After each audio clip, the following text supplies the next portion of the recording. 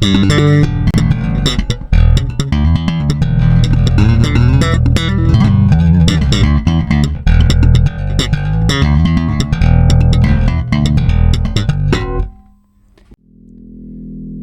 ladies and gents, girls and boys, how you doing? It's Danny Stewart here for BassJapanDirect.com with another Naked Sound review, and today I'm going to review this beauty. This is a Dragonfly SJ4 from the late 2000s, probably around 2009, that came to me really quite battered. It was originally just black, but it had it looked like it had been dropped on like a gravel drive or something, like not just the front but the back especially had quite a lot of pits and pock marks in it. So I was thinking, well, what I could do is fill the body, fill all those pock marks in. I did fill in some of the really big ones. There was a big one here. But then I thought, no, there's just too many of the damn things, and it's gonna take a hell of a lot of doing. So I thought, and some of them weren't very deep, only like a millimeter deep or something. And then I saw that Momose had done this interesting relic finish, which was like this burnished steel look, and I thought, well, that might look really good on this Dragonfly, and it would also solve the problem. I wouldn't have to make the body look perfect again by filling everything in to the nth degree, and therefore taking up a lot of time. So I decided to go with that approach. I just filled in the major dings in it, and then I gave it a coat of black primer, and then a silver coat over the top, which I then buffed to make it look like it's worn or burnished steel, So that was the approach. Matching headstock as well. It is a rescue base, so it's got my logo on it as well, and I put the Dragonfly logo on there as well, going between the tuning pegs there, as you can see. And I've always been a fan of the juxtapose of natural materials and man-made materials like metal and wood. So I laminated the pick guard with this beautiful walnut. I also did that for the pickups, and then I did it for the ramp as well, but then I made the ramp darker so that it looks like it's made from the same rosewood as the fretboard. Just so there's continuity.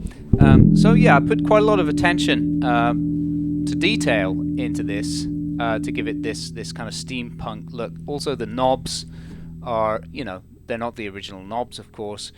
I thought, well, seeing as this is burnished steel, let's give the knobs more of a metallic theme. Let's make them match the hardware, which I've done in black and silver mixed, black and chrome mixed hardware, as you can see. You've got wonderful Goto GB707 tuning pegs on this. Black keys with chrome casing on the back there. And the posts are chrome and the nuts are black. So that's all mixed hardware. And then it's a 404BO bridge. Mixed hardware colors there. So it all sort of matches together in this theme to make it look pretty damn cool, I think. As always, it's not perfect because and then the rear cavity cover I've made to match as well. It's also laminated in walnut and has my embossed logo on it. That's actually branded, proper fire branded, fire branded. So that's kind of cool. didn't want to go overkill though, so I've left the logo off the pickguard and off of the ramp as well. Okay, so you've heard about the background to this bass. Let's go with everything dialed up. Balance mode, do a little slap test. Start with the mid switch in the up position, bass, mid, and treble all the way up, and master tone all the way up there as well.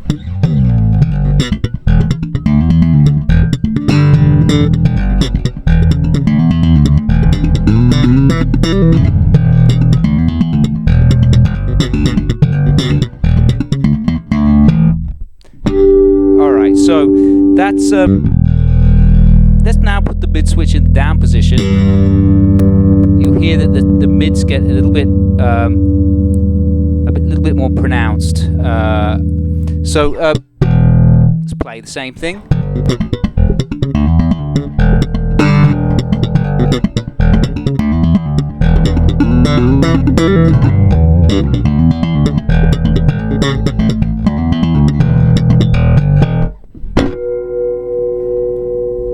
Wow, what a great sounding instrument. And then if we go scooped, take the mids down to notch, have the bass and treble boosted, treble all the way up.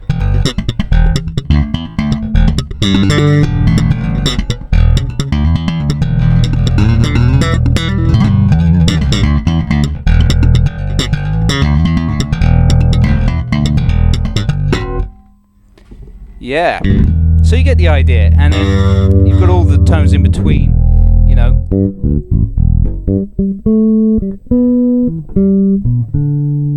So this is with the master tone all the way down now.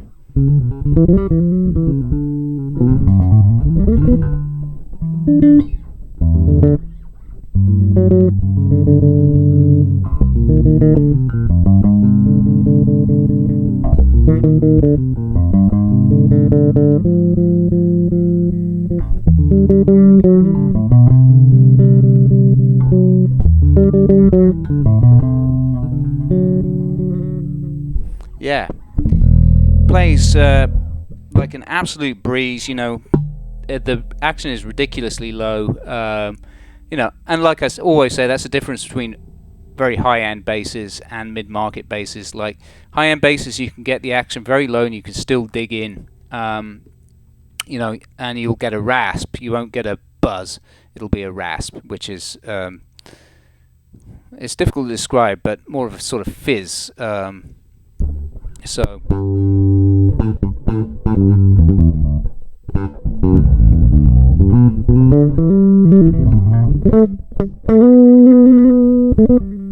you know, it's much more responsive. Anyway, let's go on the rear pickup. For this, we'll turn the mid all the way up. I'll take the master tone right down. So bass, mid, treble all the way up. And we'll put the mid switch in the down position. Make the mids more prominent. There we go.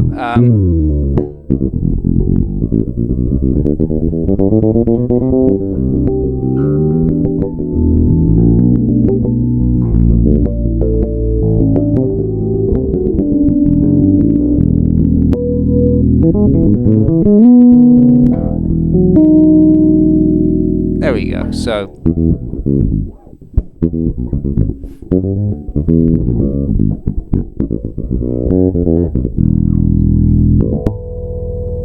that's a beautiful sound, I think. With the mid switch not so prominent in the lower setting there.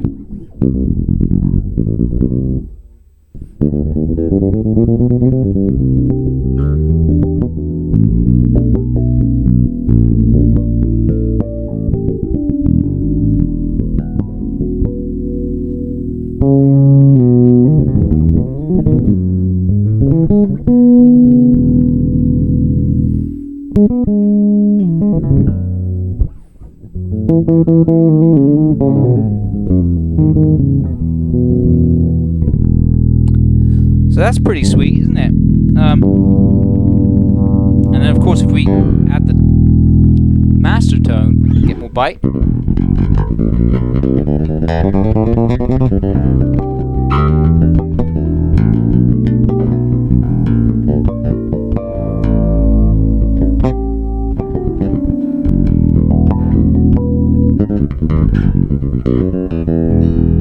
It's beautiful.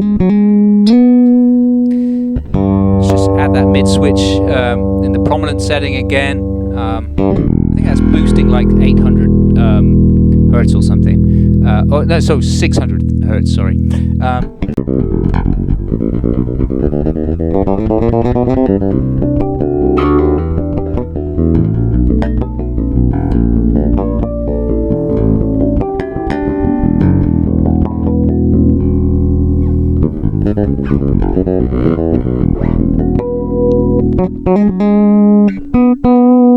Beautiful sustain on this thing.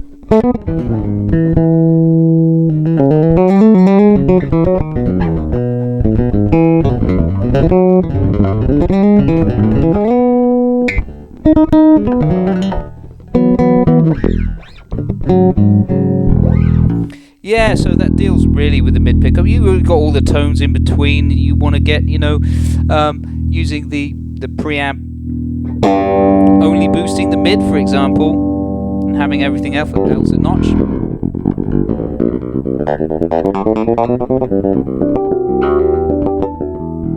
You know.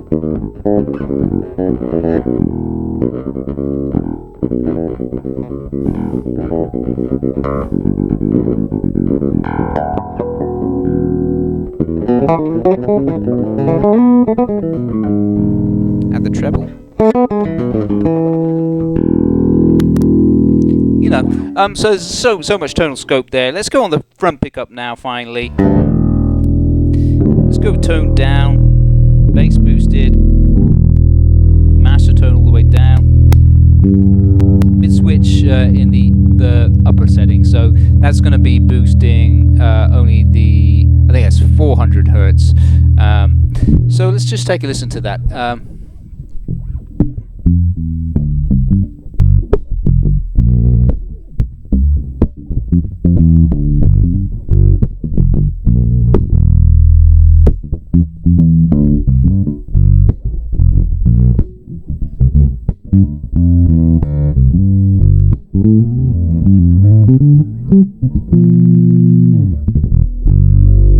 Alright, let's now put the mid switch on.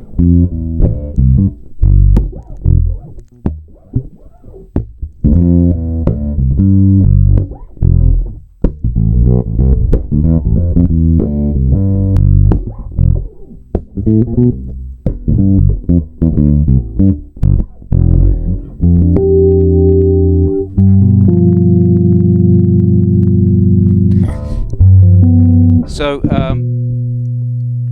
you heard me play a bit of fingerstyle there, different parts of the neck. Pardon me.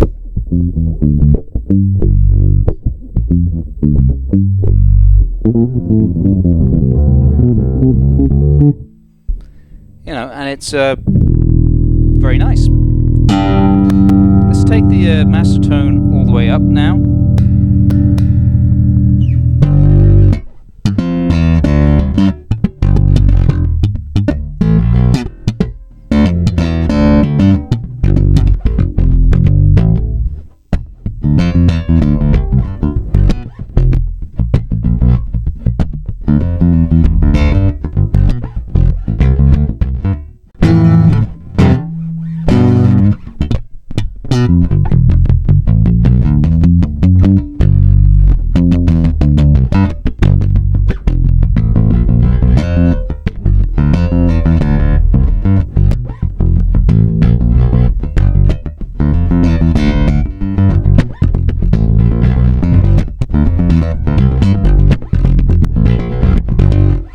It's really comfy, and this the action right now is at about 1mm, which is stupidly low.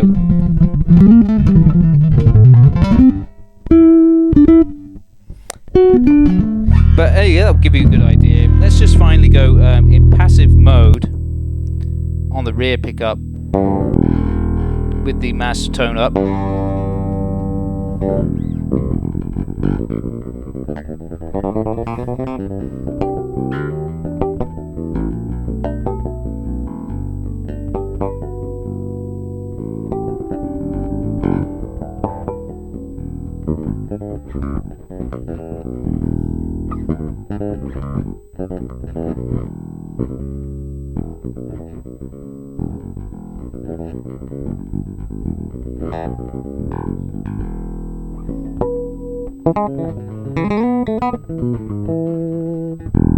Tone down.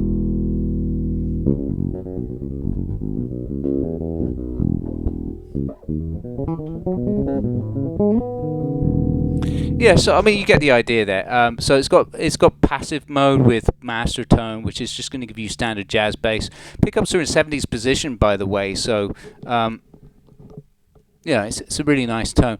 You'll find because it's got 24 frets, the front pickup, of course, looks as though it's closer to the fretboard. That's because this has got 24 frets, not 21 or 20. But it is a 70s jazz bass, essentially. And very nice indeed. So, yeah, thoroughly recommend this. And if you have any questions, feel free to post a comment, and I'll get back to you. Thanks for watching.